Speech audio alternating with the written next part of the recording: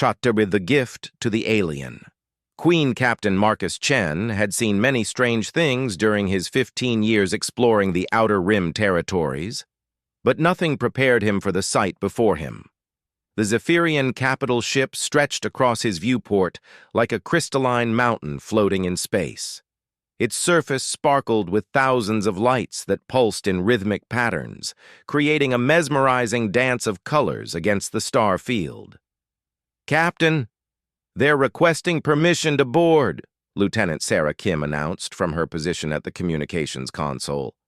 Her voice carried a slight tremor that she couldn't quite hide. Marcus straightened his uniform and ran a hand through his graying hair. 3 months ago, humanity had made first contact with the Zephyrian Empire. What followed was a series of diplomatic exchanges that could only be described as tense. The Zephyrians were an ancient race, having conquered dozens of star systems over the past millennium. They viewed younger species with a mixture of curiosity and condescension. "Grant them permission," Marcus replied, his voice steady despite the knot forming in his stomach. "And Sarah, make sure security teams are positioned discreetly throughout the ship. We don't want to appear hostile, but we need to be prepared." The airlock cycled with a soft hiss, and Marcus felt the slight vibration through the deck plates as the alien shuttle docked. He made his way to the reception bay, where his senior staff had already assembled. Dr. Elena Vasquez, the ship's xenobiologist, stood with her tablet ready to record everything. Commander Jake Thompson, his first officer, maintained a stoic expression, while his eyes constantly scanned for potential threats. The inner airlock door opened with a pneumatic whisper, and the Zephyrian delegation entered. Marcus had studied their physiology extensively, but seeing them in person was still striking. They stood nearly 8 feet tall, their bodies elegant and elongated. Their skin had a translucent quality that seemed to shimmer with an inner light, and their large almond-shaped eyes held an intelligence that was both fascinating and unsettling. But it was the figure at the center of the group that commanded everyone's attention. Queen Lyralai of the Zephyrian Empire moved with a grace that seemed to defy gravity. Her presence filled the room in a way that had nothing to do with her impressive height. She wore robes that appeared to be woven from starlight itself, shifting between deep purples and brilliant silvers as she moved. "Captain Chen," her voice resonated through the universal translator with a musical quality that sent shivers down Marcus's spine. "We meet at last." Marcus stepped forward and offered a formal bow, the kind that diplomats had coached him on for weeks. "Your Majesty, welcome aboard the UES Endeavor. It is an honor to host you." Queen Lyralai's large eyes studied him for a long moment. "Honor," she repeated as if tasting the word. "An interesting concept from such a young species. Tell me, Captain, what does honor mean to a human?" The question caught Marcus off guard. This wasn't the formal diplomatic exchange he had been expecting. Around him, he could sense his crew's tension rising. Dr. Walvaz Vasquez was furiously taking notes while Commander Thompson's hand had moved almost imperceptibly closer to his sidearm. "Honor means keeping your word, Your Majesty," Marcus replied after a moment's consideration. "It means protecting those who cannot protect themselves. It means doing what's right even when it costs you everything." Something flickered in the Queen's eyes. "Protecting those who cannot protect themselves," she mused. "An admirable sentiment. Perhaps there is more to humanity than our initial assessments suggested." The formal tour of the ship proceeded as planned. Marcus showed the Queen and her entourage through the various sections of the Endeavor, from the hydroponics bays where they grew their food to the engineering decks where the fusion reactors hummed with barely contained power. The Queen asked pointed questions about human technology and society, her queries revealing a sharp intelligence that probed for weaknesses as much as it sought understanding. It was in the ship's small museum that things took an unexpected turn. The museum was Dr. Vasquez's pet project, a collection of artifacts from Earth that represented the best and worst of human civilization. There were ancient pottery shards from civilizations long fallen, paintings that captured moments of beauty, and photographs that documented both humanity's greatest triumphs and darkest hours. Queen Lorelei stopped before a particular display case, her attention completely focused on a small, worn teddy bear. The stuffed animal had seen better days. Its brown fur was matted and faded, one eye was missing, and its left arm had been carefully stitched back on with thread that didn't quite match. "What is this?" the Queen asked, her voice softer than it had been all day. Dr. Vasquez stepped forward, consulting her tablet. "It's a child's toy from Earth, Your Majesty. This particular one belonged to a girl named Anna Martinez. She was 7 years old when the colony ship Horizon was destroyed by a meteor strike. The toy was found in the debris field, one of the few items recovered from the children's section." The Queen's translator was silent for a long moment. Marcus realized she had said something in her own language that the device couldn't interpret. Her entourage shifted nervously, exchanging glances that seemed heavy with meaning. "The child?" Queen Lorelei asked slowly. "What happened to her?" "She didn't survive," Dr.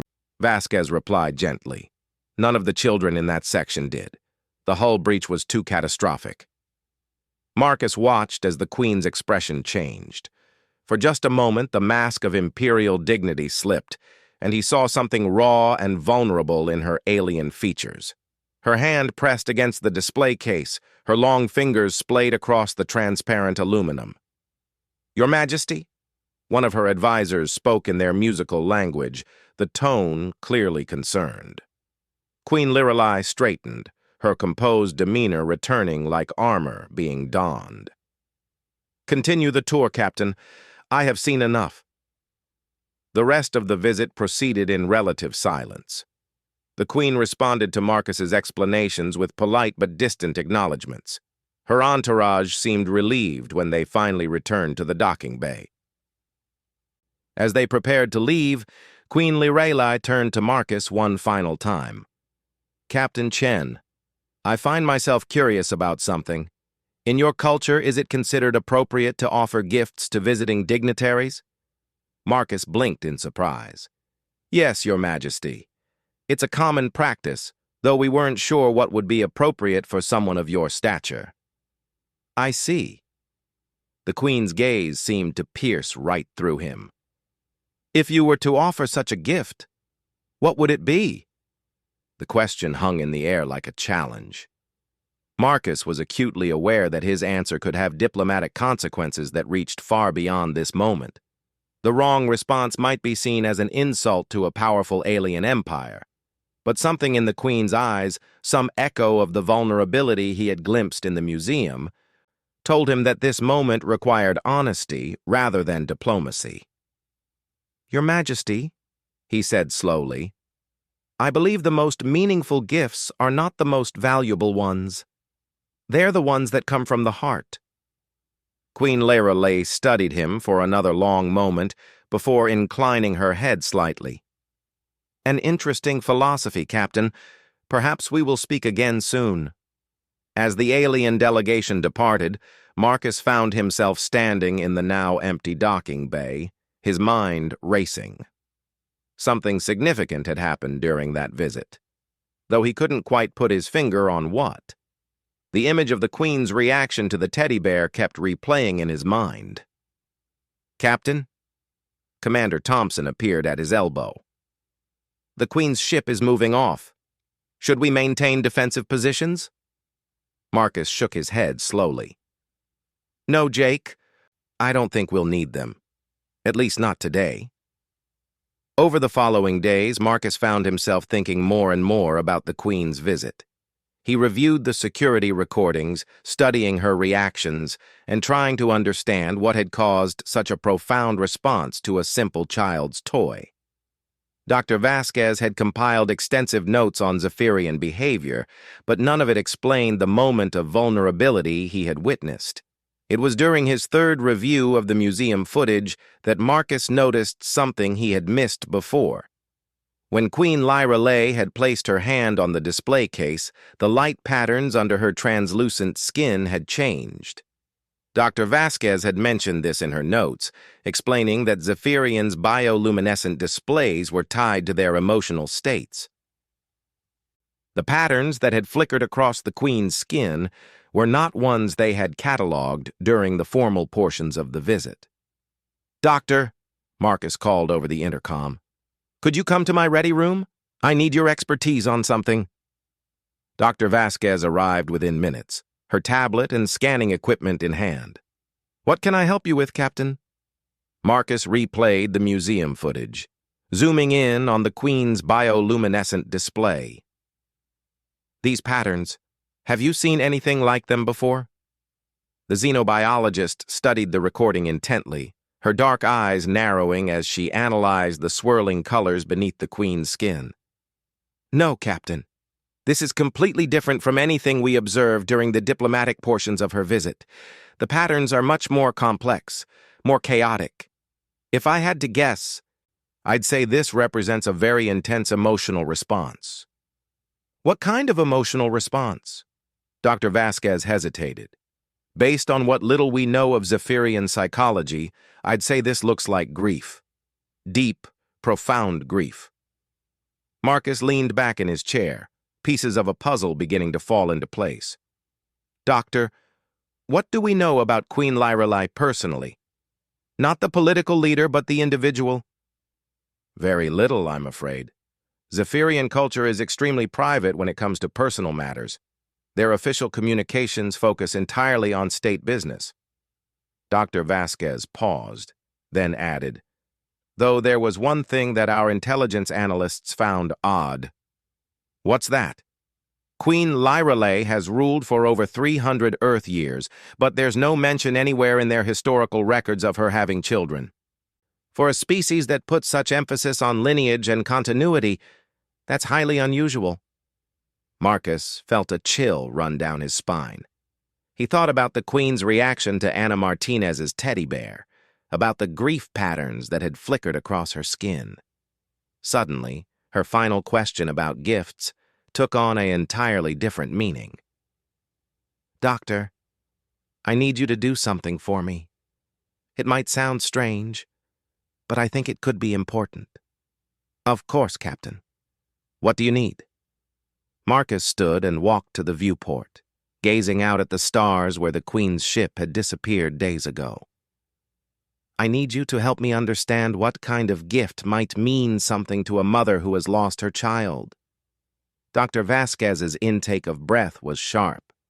"Captain, are you suggesting that Queen Lyralai—" "I'm not suggesting anything definitively, but I think there's more to her story than what appears in the official records. And I think she was asking for something when she inquired about gifts, something that has nothing to do with diplomacy and everything to do with understanding." Over the next week, Marcus found himself consumed with research. He delved into every piece of information they had about Zephyrian culture, looking for clues about their personal lives and family structures. What he found painted a picture of a society that valued emotional restraint above all else.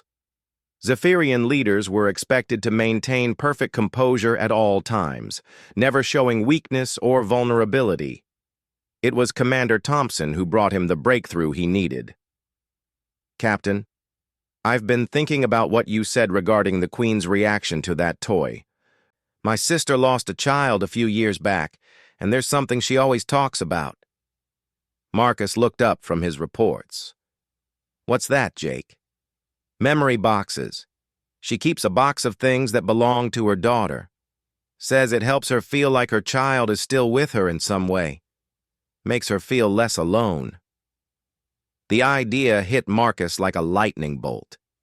He thought about Anna Martinez's teddy bear, about Queen Lyralai's reaction to it, about the grief patterns that had danced across her skin. Suddenly, he knew exactly what kind of gift would mean something to an alien queen who ruled an empire, but might have lost the only thing that truly mattered to her. Jake, I need you to contact Earth Command. Tell them I'm making a formal request for specific items from the Martinez family archives. And tell them it's a matter of diplomatic importance. As Commander Thompson hurried away to make the call, Marcus turned back to the viewport. Somewhere out there, Queen Lyrale was returning to her empire, carrying burdens that had nothing to do with ruling star systems and everything to do with the universal pain of loss. He was going to change that, one small gift at a time. The gift to the alien queen. Second part, 3 weeks later, Captain Marcus Chen stood in his quarters, carefully examining the small wooden box that had arrived on the last supply shuttle from Earth. The craftsmanship was exquisite, made from oak that had been grown in the Martinez family's backyard on Earth. Inside, nestled in soft velvet, lay treasures that would mean nothing to most people, but everything to someone who understood loss. There was a small silver bracelet with tiny charms shaped like stars and moons, a collection of colorful hair ribbons that still held the faint scent of a child's shampoo, a collection of drawings done in crayon depicting a family of stick figures holding hands under a bright yellow sun, and at the center of it all, a holographic photo cube that cycled through images of a young girl with dark curls and a gap-toothed smile. Anna Martinez had been 7 years old when the Horizon colony ship met its fate in a debris field near Proxima Centauri. Her parents had died in the same catastrophic hull breach that claimed their daughter, but Anna's grandparents on Earth had kept her memory alive through careful preservation of her belongings. When Earth Command had contacted them about Captain Chen's unusual diplomatic request, they had agreed immediately. "If it helps prevent other families from experiencing what we've gone through," Anna's grandmother had said over the subspace communicator, "then take whatever you need." Marcus closed the box gently and walked to his desk, where a formal communication from the Zephyrian Empire waited for his response. The message was brief and written in the ornate style that characterized all official Zephyrian correspondence. "Captain Chen of the human vessel Endeavor, Queen Lyrale extends an invitation for you to attend a private audience aboard the Imperial flagship Ethereal Dawn. You may bring a small diplomatic party. Response required within standard diplomatic time frame." Dr. Vasquez had been puzzled by the invitation. "It's highly unusual for Zephyrian royalty to request private audiences with foreign dignitaries. Their normal protocol involves formal state ceremonies with hundreds of witnesses." Commander Thompson had been more direct in his assessment. "It could be a trap, Captain. We still don't know their true intentions regarding humanity." But Marcus knew better. He had seen the grief in Queen Lyrale's bioluminescent patterns, had recognized the universal pain of loss that transcended species barriers. This wasn't about diplomacy or politics. This was about one being reaching out to another in a moment of shared understanding. The journey to the Zephyrian rendezvous point took 6 days through hyperspace. Marcus spent the time preparing, not by studying diplomatic protocols or military strategies, but by learning everything he could about Anna Martinez. He read her school reports, watched home videos her grandparents had shared, and studied the drawings in the memory box until he could identify every stick figure and crayon mark. When the Ethereal Dawn appeared on their sensors, Marcus felt his breath catch. The Queen's personal flagship was even more magnificent than her capital ship had been. It resembled a massive crystal flower floating in space, its petals made of some translucent material that caught and refracted the light of nearby stars. The ship pulsed with the same bioluminescent patterns they had observed on the Queen herself, as if the vessel was a living extension of its royal occupant. "Captain, they're requesting you come aboard alone," Lieutenant Kim reported from communications. "They've specifically asked that you bring no recording devices or weapons." Marcus nodded, having expected this request. He tucked the memory box under his arm and made his way to the shuttle bay. As he piloted the small craft toward the alien flagship, he couldn't help but marvel at the engineering required to create something so beautiful yet functional. The docking process was unlike anything he had experienced before. Instead of the mechanical precision of human technology, the ethereal dawn seemed to embrace his shuttle with organic tendrils of energy that guided him into a landing bay that reformed itself around his craft. The walls themselves appeared to be alive, pulsing with soft light and moving with the rhythm of a vast heartbeat. Queen Lyralai was waiting for him in what could only be described as a garden chamber. The room was filled with plants that Marcus didn't recognize, their leaves shimmering with the same translucent quality as Zephyrian skin. Water flowed in impossible spirals through the air, creating a gentle music that seemed to resonate with the ship's bioluminescent pulse. But it was the Queen herself who drew Marcus's attention. Gone were the formal robes of state she had worn during her visit to the Endeavor.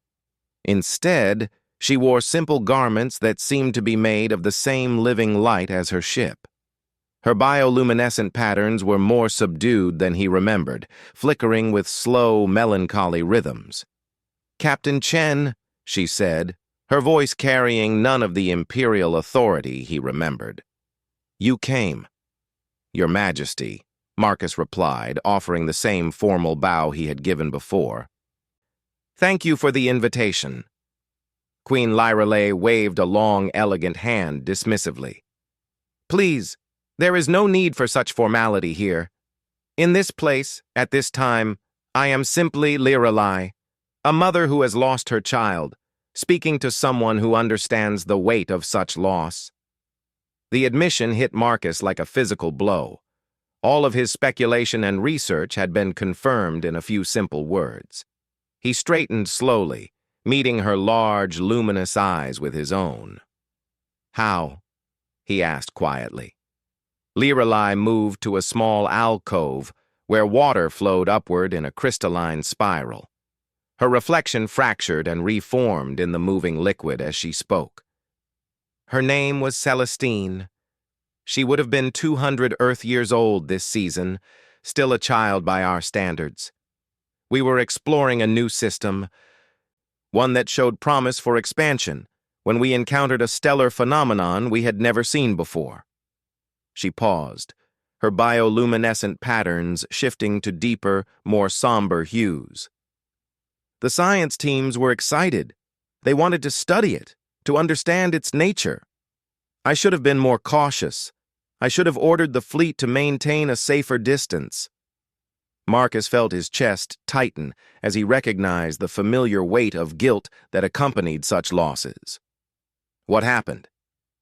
The star underwent a sudden collapse, becoming what you humans call a black hole.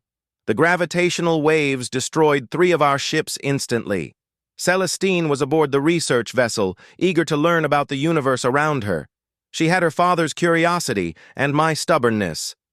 Lyralai's voice broke slightly, the musical quality giving way to raw pain. We recovered some debris, a few personal belongings, but her body, her essence, was lost to the void. In our culture, without a body to return to the sacred gardens, the dead cannot find peace. Celestine wanders forever in the darkness between stars. Marcus carefully set down the memory box he had been carrying and took a step closer to the grieving alien queen. Among humans, we have a saying. We believe that as long as someone is remembered, as long as their memory lives in the hearts of those who loved them, they are never truly gone. "Memory," Lyralai whispered, her bioluminescent patterns flickering with something that might have been hope. "Yes, I have memories, but they fade with time and I am alone with them. My people expect strength from their queen. I cannot show weakness, cannot speak of my loss without undermining the stability of the empire." "You're not alone," Marcus said softly. "Loss is universal. Every species that loves, every being that forms bonds, experiences the pain of losing those bonds. It's part of what makes us who we are." Lyralai turned to face him fully, her alien features composed, but her bioluminescent patterns revealing the emotional turmoil beneath. When I saw that toy in your museum, the one that belonged to the human child, I felt something I had not experienced in decades. Recognition. That small, worn bear represented love, memory, and loss in a way that transcended the barriers between our species. Marcus nodded slowly. Anna Martinez. She loved that bear more than anything else in the world. Her parents said she wouldn't go anywhere without it. Tell me about her, Lyrelay requested, settling gracefully onto what appeared to be a living seat that grew from the ship's floor. Tell me about this child whose memory touched my heart across the void between our worlds.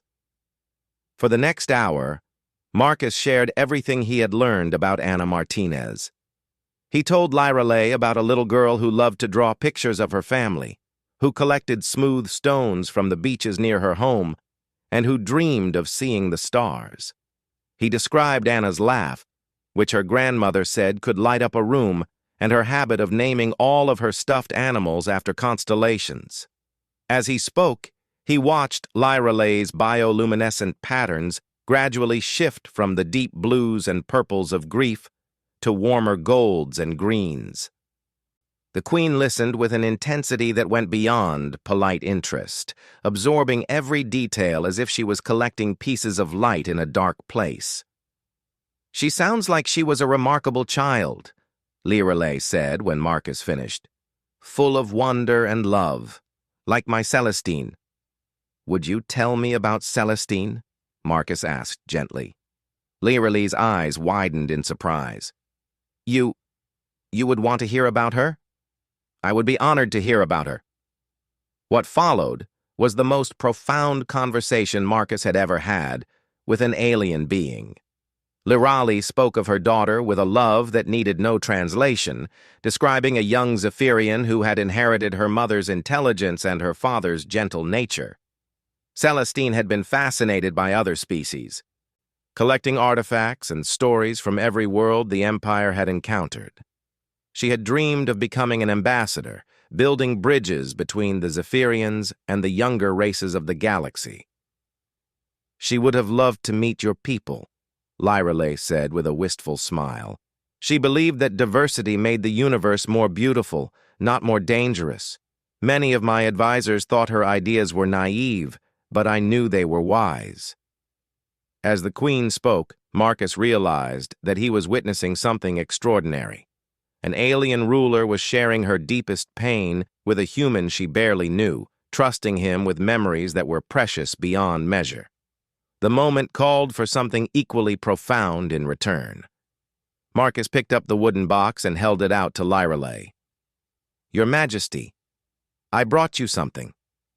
It's not a diplomatic gift or a symbol of alliance between our peoples. It's something much more personal than that. Lyrelay's bioluminescent patterns stilled as she focused entirely on the simple wooden container. What is it?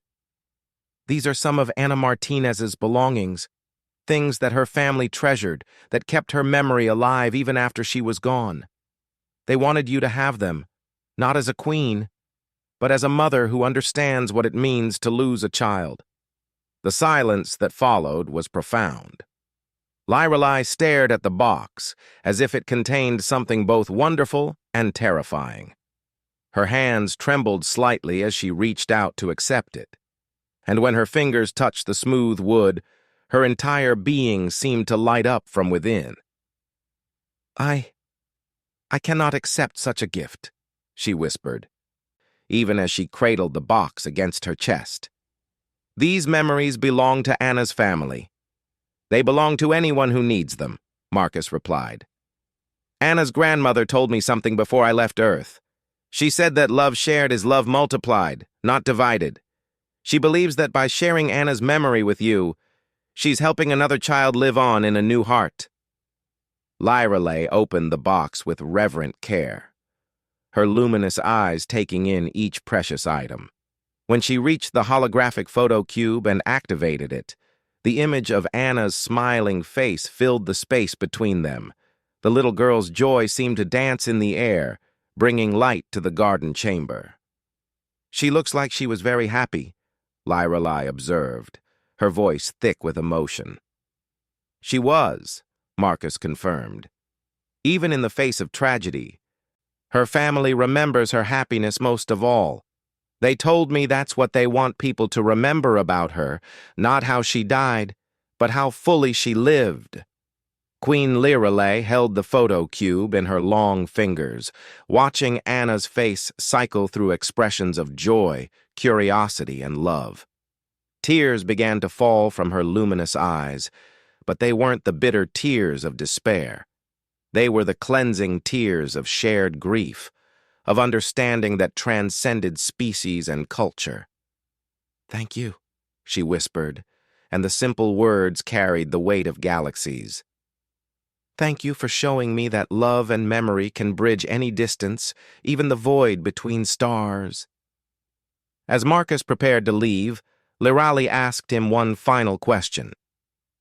"Captain, will you carry a message back to Anna's family for me?" "Of course, Your Majesty. Tell them that their granddaughter's memory will live on in the heart of a queen, and that through her story, another child's memory has found new life. Tell them that love truly is universal, and that they have given a mother the greatest gift possible, the knowledge that she is not alone in her grief." Marcus bowed deeply, not as a diplomat to a foreign ruler, but as one grieving soul to another. As he returned to his shuttle, he carried with him the knowledge that sometimes the most important diplomatic breakthroughs happen not in conference rooms or treaty negotiations, but in quiet moments of shared humanity that remind us all that we are more alike than different, no matter how many stars separate our worlds. The Gift to the Alien Queen. Third part 6 months after Captain Marcus Chen's private meeting with Queen Lorelei, the galaxy was a different place. The change hadn't come through grand military campaigns or sweeping political reforms. Instead, it had begun with something much quieter and infinitely more powerful. A simple act of shared grief between two mothers who had never met, but who understood each other perfectly across the vast emptiness of space. Marcus stood in the newly constructed memorial garden aboard the UES Endeavour, watching as Anna Martinez's grandmother, Elena, carefully tended to the small flowering plants that had been gifted by Queen Lorelei herself.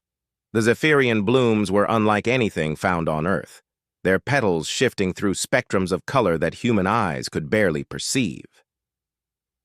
Yet their beauty was undeniable, and their gentle luminescence filled the chamber with a sense of peace that seemed to touch everyone who entered.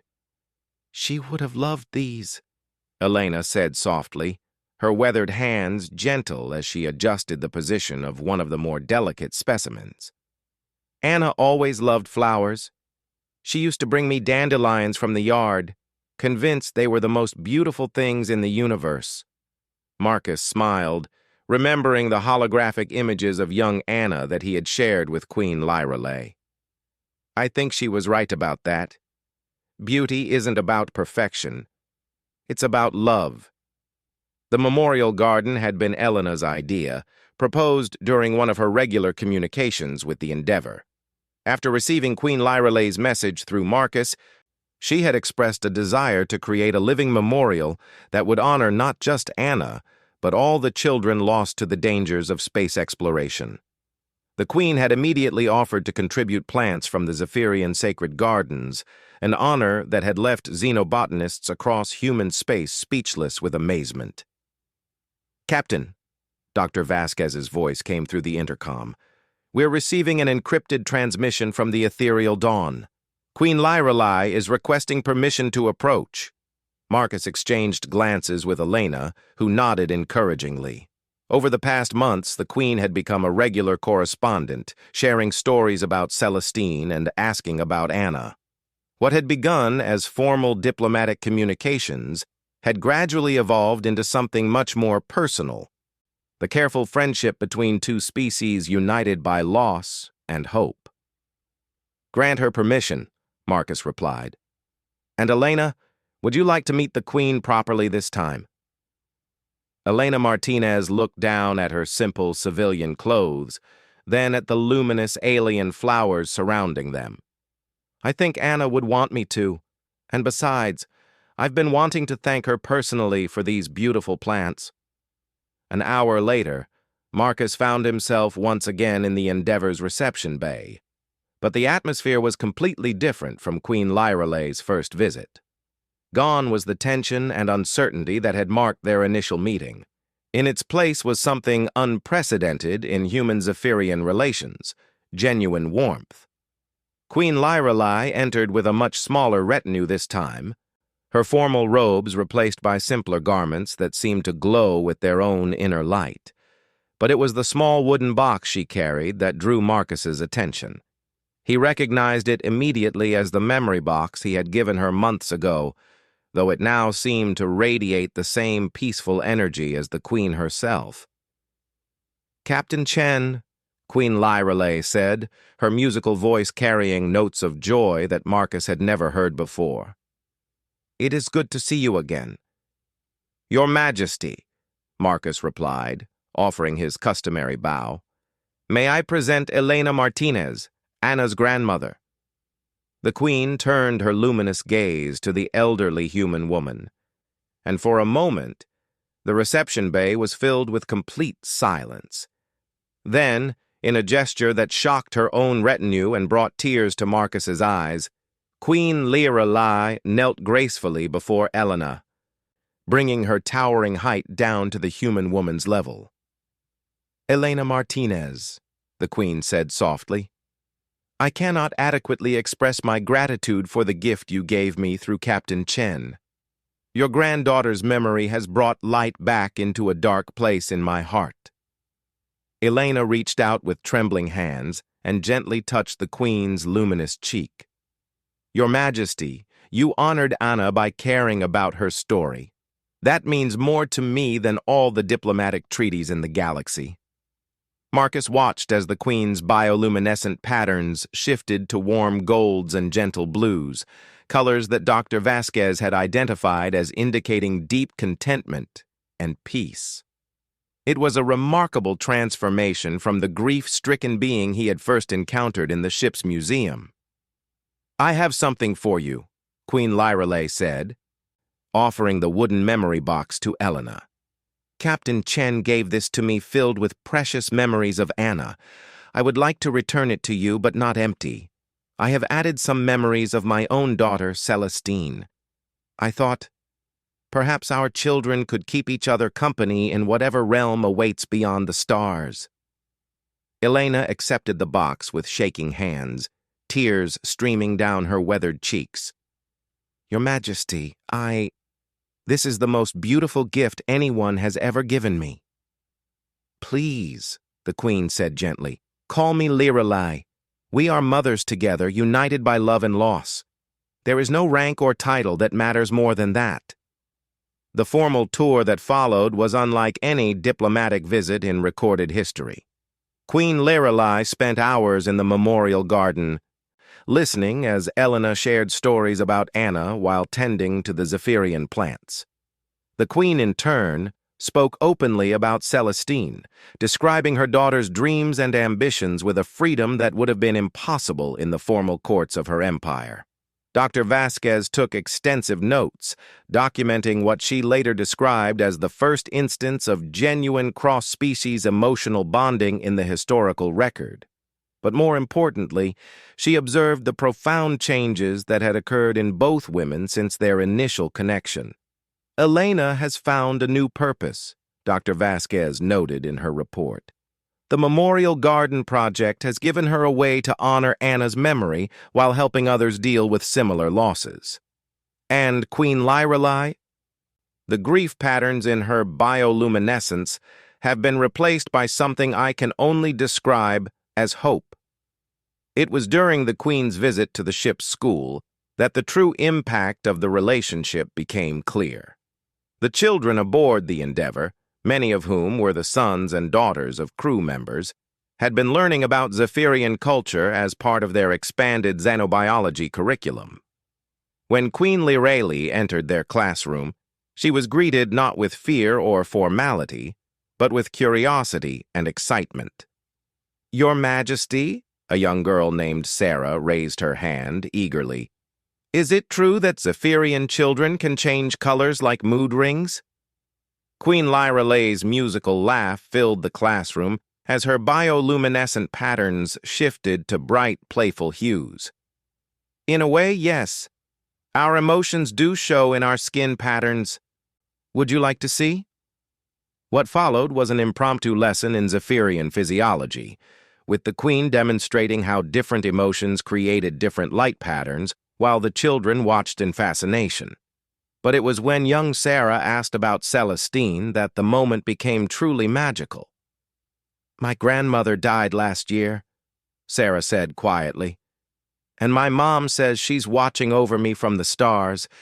Is your daughter watching over you too?" Queen Lyralay knelt down to Sarah's level, her patterns shifting to gentle, nurturing colors. "I believe she is, young one, and I think all the children who have gone before us are together up there, looking down and making sure we remember to love each other." Marcus felt his throat tighten as he watched the exchange. In that moment, he understood that something fundamental had shifted in the relationship between humans and Zephyrians. The Queen was no longer just a distant alien ruler. She had become a bridge between their species, connecting them through the universal experiences of love, loss, and hope. The impact extended far beyond personal relationships. In the weeks following the Queen's visit, the Zephyrian Empire announced a series of unprecedented policy changes. Trade restrictions with younger species were relaxed. Cultural exchange programs were established. Most significantly, the Empire opened its borders to refugees and displaced beings from across the galaxy, offering sanctuary to those who had nowhere else to turn. When questioned by her advisors about these dramatic shifts in imperial policy, Queen Lyralay's response became legendary throughout Zephyrian space. "A civilization that closes its heart to the suffering of others is no civilization at all. We will be remembered not for the worlds we conquered, but for the lives we saved." Marcus received regular updates on these developments through official diplomatic channels, but he also maintained his personal correspondence with Queen Lyralay. Her messages, once formal and distant, now carried warmth and genuine affection. She shared updates about the memorial garden she was creating on the ethereal dawn, a space dedicated to Celestine and Anna where she could go to remember and honor both children. "I find myself changed by this experience," she wrote in one particularly moving message, "not just personally, but in my understanding of what leadership truly means. A queen who cannot grieve cannot truly rule, for she cannot understand the weight of the decisions she makes. Anna's memory has taught me that strength comes not from hiding our pain, but from sharing it with others who understand." The transformation was most evident during the first joint memorial service held 3 months after the Queen's visit.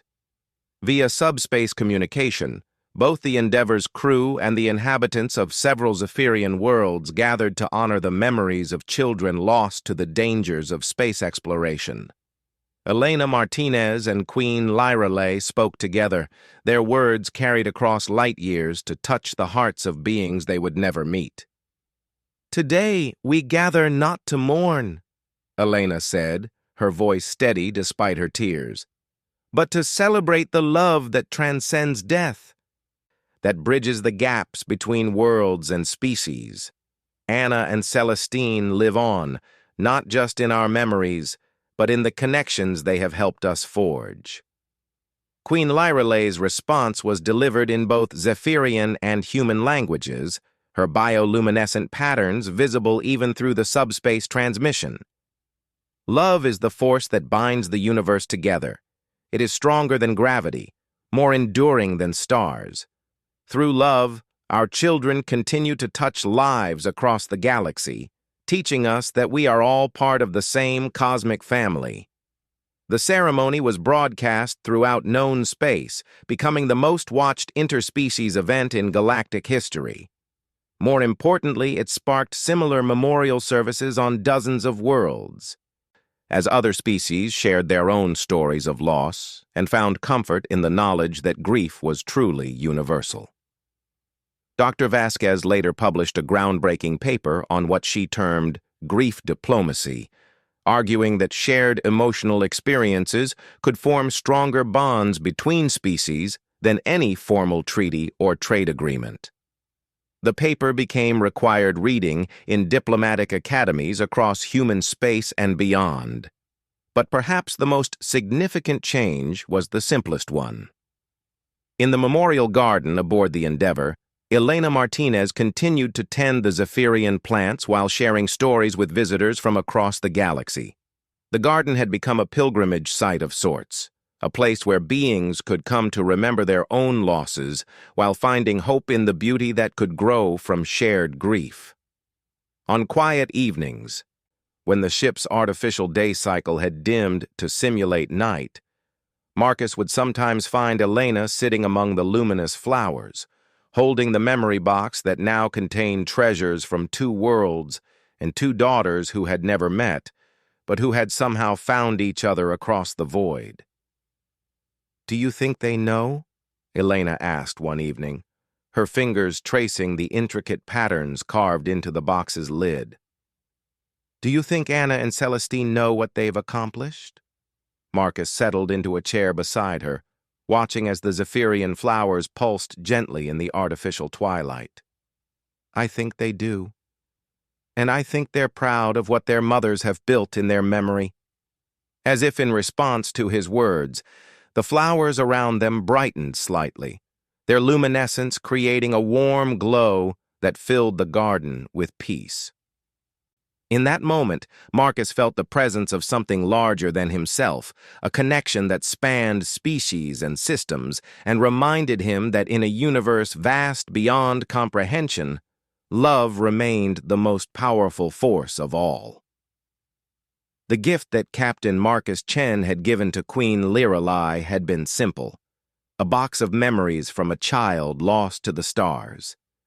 But that gift had bloomed into something magnificent, a network of connections that would continue to grow and spread throughout the galaxy, proof that even in the darkest void between worlds, light could always find a way to shine.